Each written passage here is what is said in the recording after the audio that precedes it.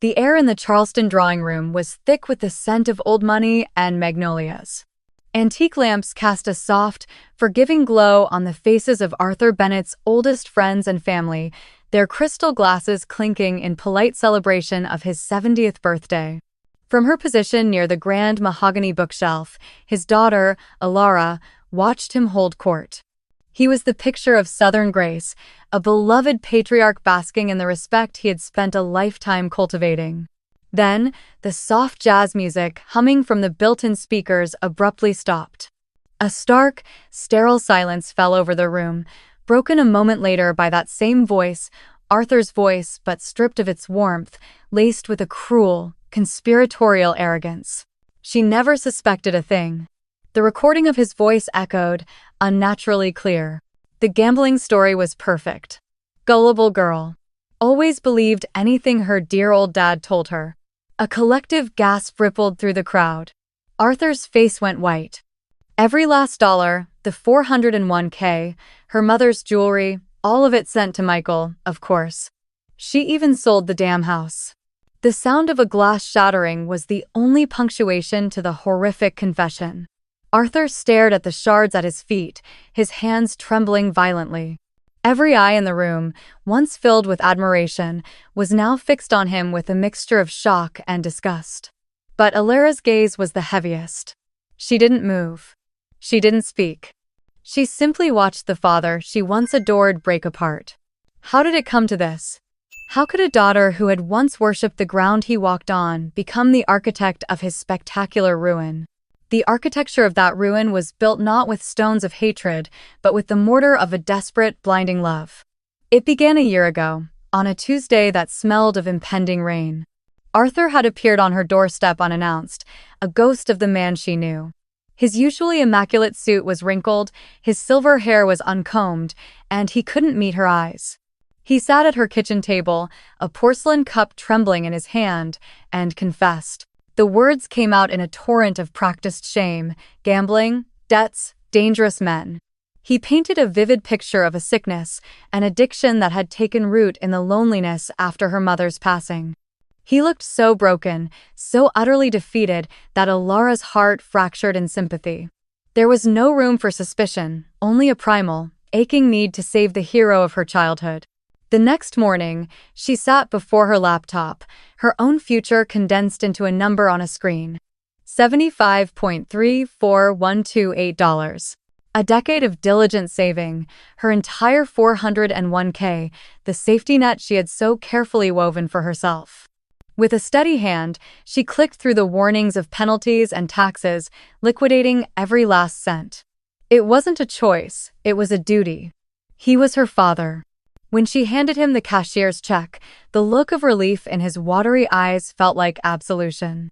She had pulled him back from the brink. She thought this was the end of the nightmare. In reality, it was only the price of admission. The price of admission was merely the first down payment. Less than 2 months later, the nightmare returned, this time through a frantic, whispering phone call. The numbers were wrong, Arthur claimed, his voice cracking with a manufactured terror. The interest, the penalties. It was more than he'd thought. Much more. And the men he owed were not the patient kind. Alara's world, which had just started to regain its footing, crumbled again. Her salary was already stretched thin, so she took a second job, waiting tables at a noisy downtown restaurant until 1 a.m. Her days became a blur of marketing reports, and her nights a marathon of refilling drinks and clearing plates, all fueled by cheap coffee and a gnawing fear for her father's safety. But even that wasn't enough. There was only one asset left, tucked away in a velvet box in her closet, her mother's jewelry. It wasn't just gold and diamonds, it was a tangible archive of her parents' love story. The earrings he gave her mother on their 10th anniversary, the sapphire pendant from her last birthday. Selling them felt like a desecration, a betrayal of her mother's memory. Yet, the image of her father in danger was a more potent poison. The downtown jeweler was clinical, his loupe stripping the pieces of their history, reducing them to a market value of $50,000. Handing that check to Arthur, she felt a profound emptiness. Surely, this was it. This final, sacred sacrifice had to be enough. She had now given away her future and her past. There was nothing left to give. She was wrong. There was one thing left to give. The house. Her mother's house on Trad Street, with its jasmine-choked porch and floors that groaned with the weight of 4 generations of memories. It was more than a structure of wood and plaster. It was her sanctuary, her inheritance, the last piece of her mother she could touch and feel. The final demand came via a frantic phone call at 3 a.m. Arthur's voice a raw, terrified whisper. He claimed they'd followed him, that they'd been outside his home. It was no longer about money, he sobbed, but about his life. The number they wanted was astronomical, impossible. There was only one way. Her heart seized. To sell the house was to amputate a part of her own soul. Every room held a ghost, every window a memory of her mother's laughter. But the thought of her father's blood being on the hands of violent men was a horror beyond comprehension. There was no time for real estate agents or open houses. She found a cash buyer, an investor who smelled her desperation and made a predatory offer. She sold her heritage for $400,000, at least $100,000 below its true worth, the stroke of the pen feeling like a final, gut-wrenching goodbye. As she handed the certified check to a weeping, grateful Arthur, a profound numbness settled over her. She had given everything.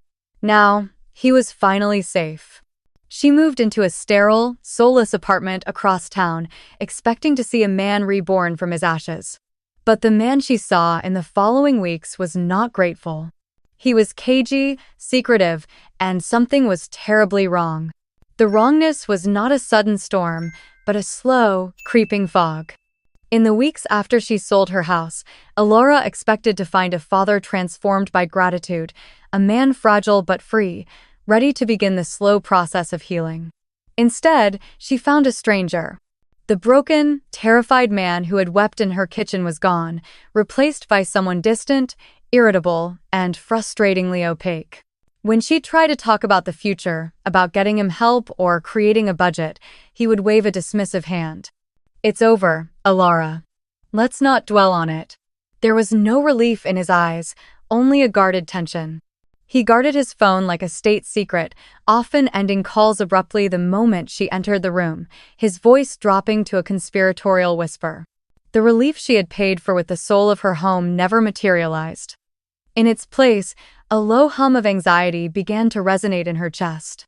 "It just doesn't add up," she confessed to her friend Chloe over the phone one night. "He should be relieved, or at least talking to me. Instead, he's cagey." Chloe's response was blunt. "Cagey? Elora, a man who was just saved from loan sharks should be kissing the ground you walk on, not hiding in corners to take phone calls." Chloe's words affirmed the sickening suspicion taking root in Elora's mind. This wasn't the behavior of a victim recovering from a traumatic ordeal.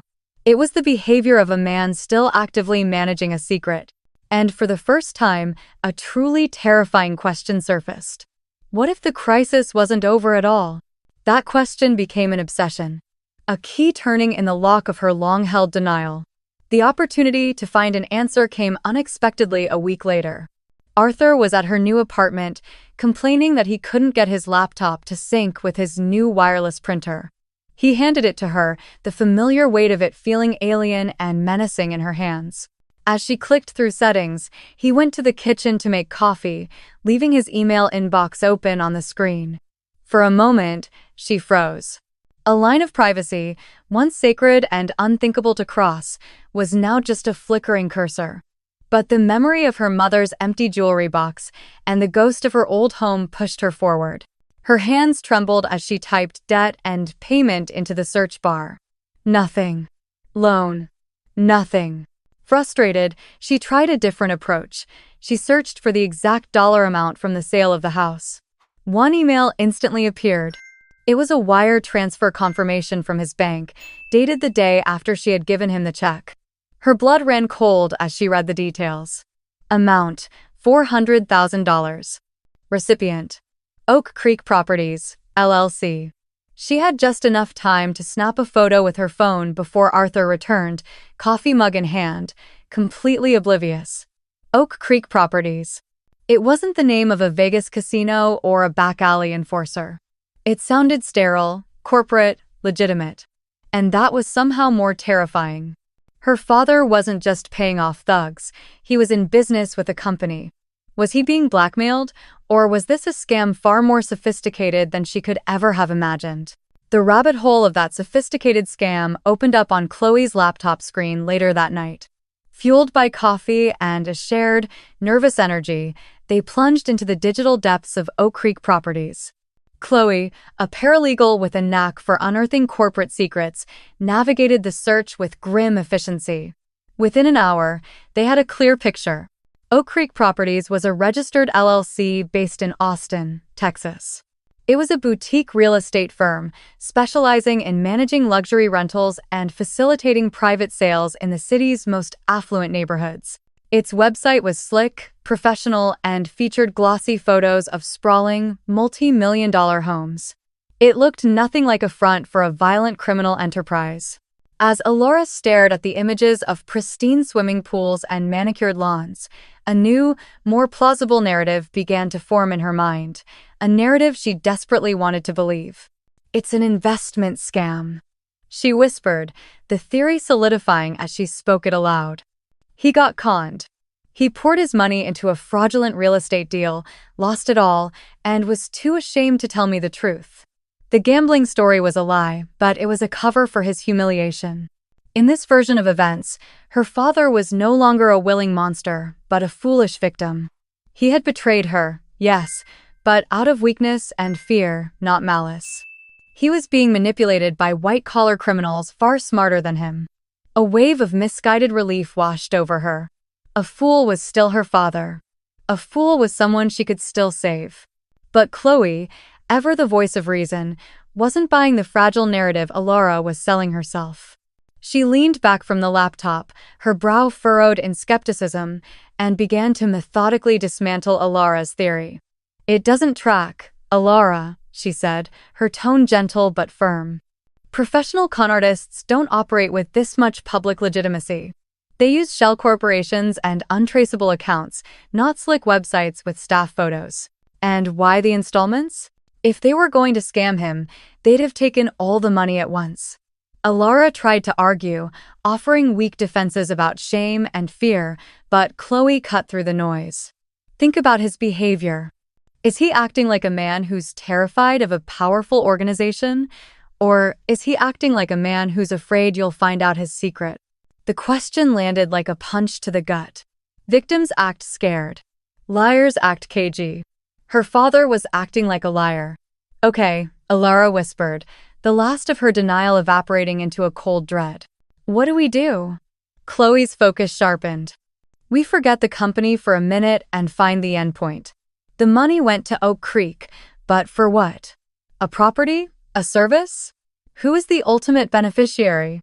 Her fingers flew across the keyboard again, diving into public property records linked to the firm. A few clicks later, she stopped. "Here," she said, pointing to the screen. "A lease agreement for a property in Westlake Hills, co-signed by Arthur Bennett." Alora's heart hammered against her ribs. "For who?"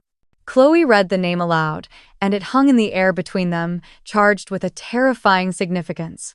Leo Vance. The name Leo Vance was a ghost. For 2 days, it consumed her. She and Chloe scoured the internet, searched public records, and cross-referenced databases, but the man didn't seem to exist outside of that one lease agreement. He had no social media presence, no professional footprint, no digital shadow at all. It was a dead end, a blank wall designed to be impenetrable. Defeated, Alora sat alone in her apartment, staring at the empty search bar. Her eyes drifted to a framed photo on her bookshelf, her mother, laughing, with a teenage Michael's arm slung around her shoulder, a ghost from a different, more painful part of her life. A sudden, illogical impulse seized her, a desperate, grasping at straws connection between the ghost on the lease and the ghost in the photograph. Her fingers trembled as she typed her brother's name into the search bar, Michael Bennett. Too common. She added, Austin, Texas. A few results, but nothing definitive. Then, she remembered the name of the realty company. She searched for Oak Creek Properties Austin and found their business Instagram page. She scrolled back months, her heart pounding a frantic rhythm. And then she saw it. A client spotlight post from 5 months ago, congratulating a new boutique owner on her grand opening. The owner's name was Amelia Vance. Vance. Illyra's breath hitched. She found Amelia's personal, public profile. It was a sun-drenched feed of brunches, children's birthday parties, and loving captions. She clicked on a photo album titled Family Cookout, and the world stopped. There, standing by a gleaming stainless steel grill, smiling at the camera, was her brother. Older, broader, but unmistakably Michael. And in that frozen, silent moment, 15 years of grief curdled into a betrayal so vast and monstrous it stole the very air from her lungs. Her brother wasn't dead. He was living a beautiful life, in a beautiful house, paid for with the ruins of her own. The ruins of her life were the foundation of his. As Illyra stared at the face of the brother she had mourned for 15 years, the entire, monstrous architecture of the lie slammed into place around her. Each of her sacrifices was a brick in the beautiful life he was living. Her $75,000, 401K, her entire future, was undoubtedly the down payment on their sprawling Austin home. The $50,000 from her mother's jewelry, a sacred relic of the past, had clearly funded the launch of Amelia's chic boutique. And the $400,000 from the sale of her home, her sanctuary, was the bedrock of their entire existence. The private schools for their children, the sun-drenched vacations, the stainless steel grill Michael was smiling beside. It was all there, itemized in the glossy, public ledger of their happiness.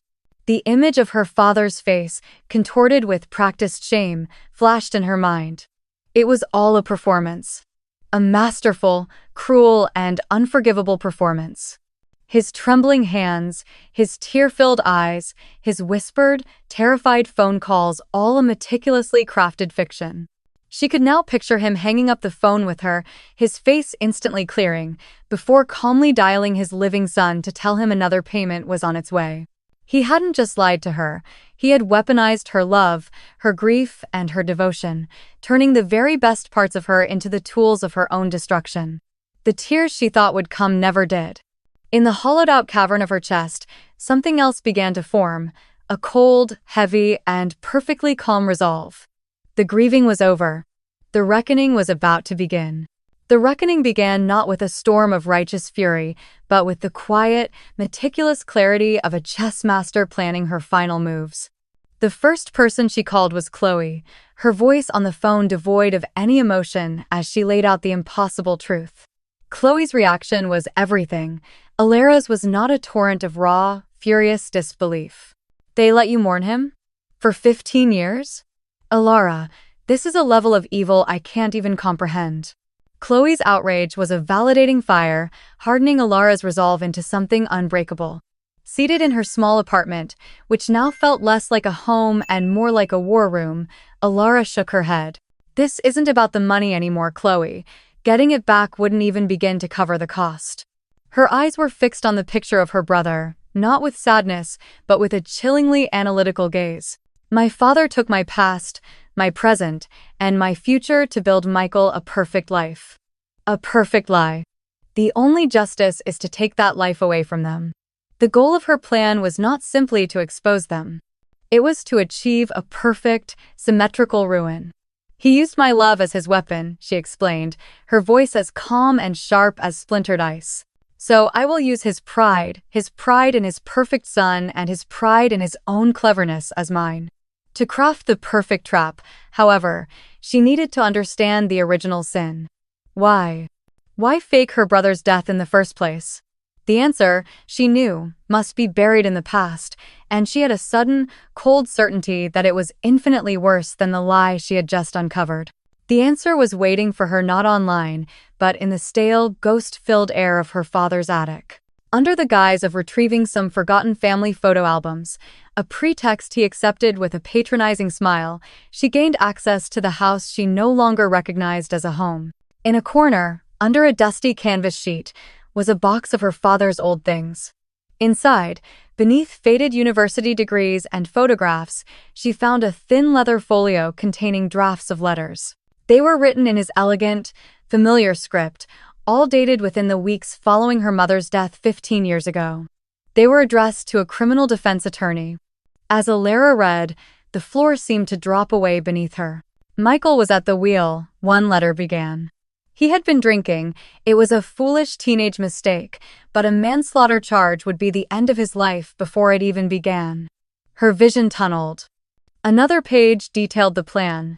The fake death, the new identity, the relocation.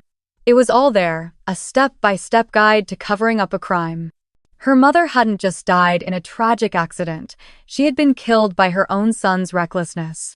And her father, the man she had just bankrupted herself to save, had chosen to bury the truth along with his wife, sacrificing justice for his wife and the truth for his daughter, all to protect the son who was responsible.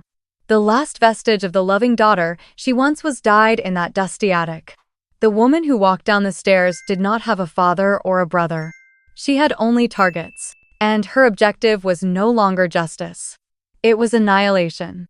Annihilation required a weapon, and Alara knew the perfect one was her father's own towering arrogance. A week after the discovery in the attic, she called him to arrange a lunch. The woman who met him at the restaurant was a perfect phantom of the daughter he thought he knew. She was hesitant, hopeful, and radiated a forgiving warmth that was pure performance.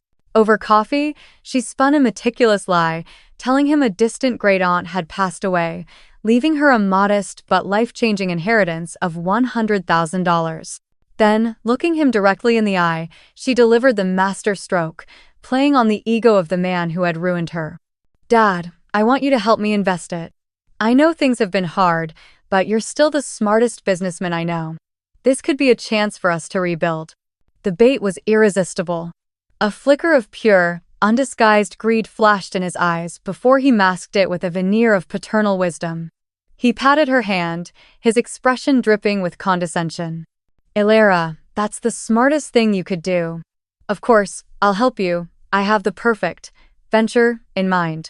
He was already mentally wiring the money to his precious son in Austin. He didn't notice the slight tremor in her hand as she raised her coffee cup, nor did he see that her phone, placed innocently on the table between them, was actively recording every self-incriminating word.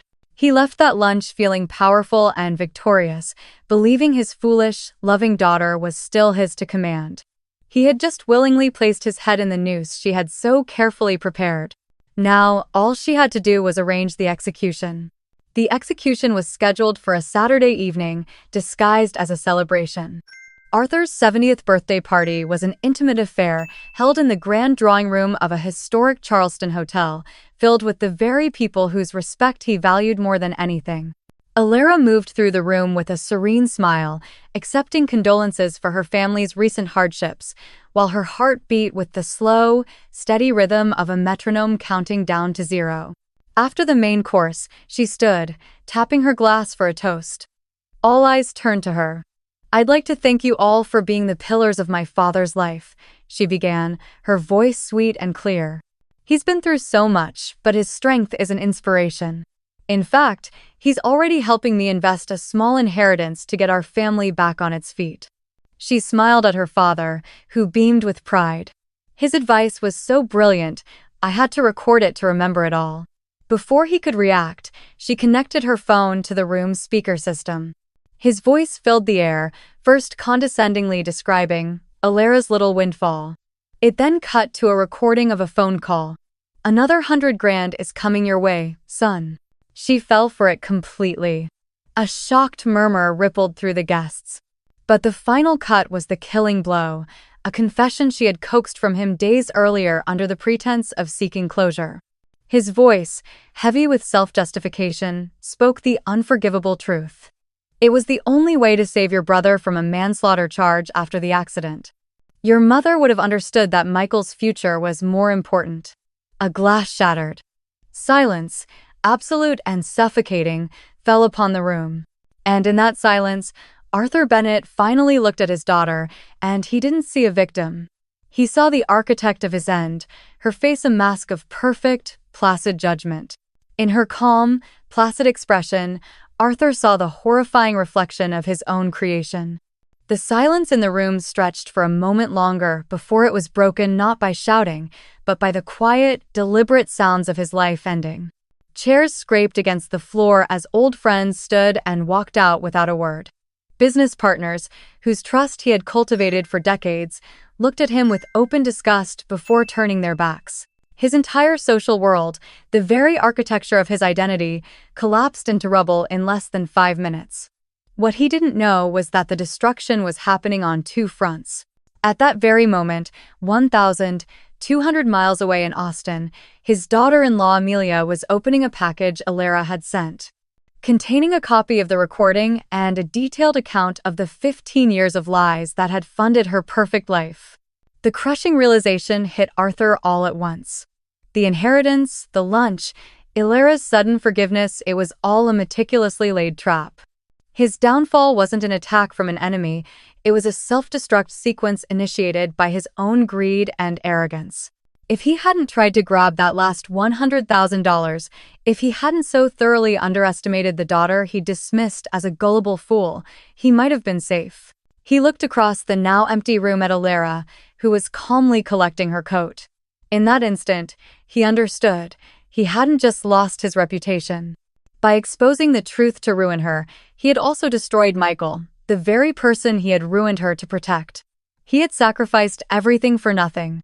At what point do you believe Arthur crossed the line from a flawed father into an irredeemable monster? Was it the original lie to protect his son, or was it the moment he decided to actively destroy his daughter's life to uphold that lie? Let me know your verdict in the comments. 1 year later, the only sound that regularly broke Alara's silence was the rhythmic crash of the Atlantic against the shore.